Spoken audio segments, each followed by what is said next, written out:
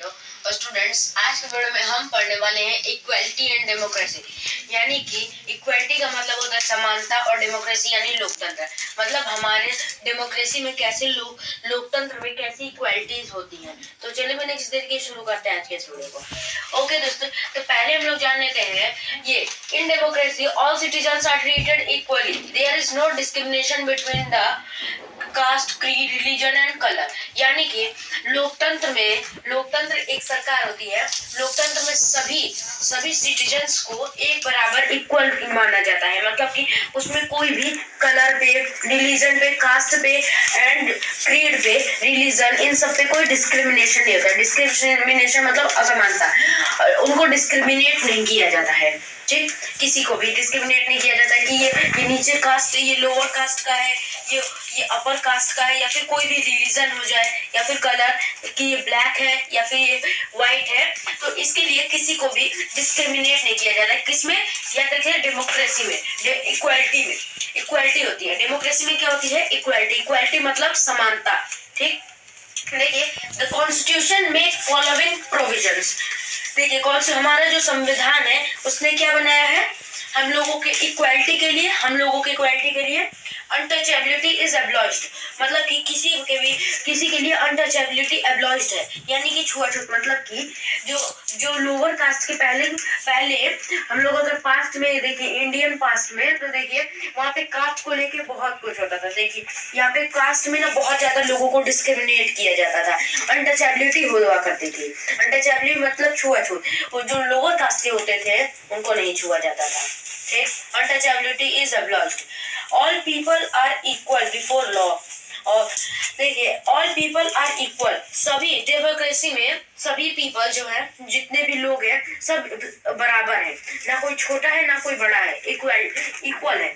और अगर कोई गुनाह करता है तो उसको हमेशा सजा मिलेगी। ठीक, वो फिर चाहे कैसा भी हो, वो ऊपर कास्ट का हो या फिर लोअर कास्ट का हो। ठीक, नो डिस्क्रिमिनेशन मतलब कि किसी भी तरीके का डिस्क्रिमिनेशन नहीं होगा कास्ट पे, क्रीड पे, रिलीजन पे और कलर पे। ओके, अब हम लोग पढ़ते हैं इक्वालिटी के बारे में। पढ़ लिया, अब चलिए इनइक्वालिटी के बारे में पढ़ते हैं। ओके, तो चलिए अब हम लोग पढ़ लेते हैं इनइक्वालिटी इन आवर सोसाइटी, यानी कि असमानता के बारे में। तो देखिए असमानता क्या होता है? इसमें जस्ट इक्वालिटी का ऑपोजिट होता है। हमने पिछले केस में देखा इक्वालिटी में सब लोग बराबर होते हैं और इनइक्वालिटी में सब लोग असमान होते हैं।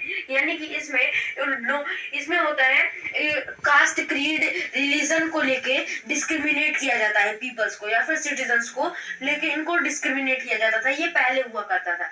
अब देखिए इसको हम लोगों को पढ़ना है तो हम लोग इनको 4 पॉइंट्स में पढ़ेंगे। ठीक, we can study this inequalities in our society. ये हमारे लोगों की सोसाइटी में भी होते हैं। देखिए जैसे कि हो गया caste discrimination, economic discrimination, educational backwardness and gender inequality. Okay, तो पहले पढ़ते हैं कास्ट डिस्क्रिमिनेशन के बारे में।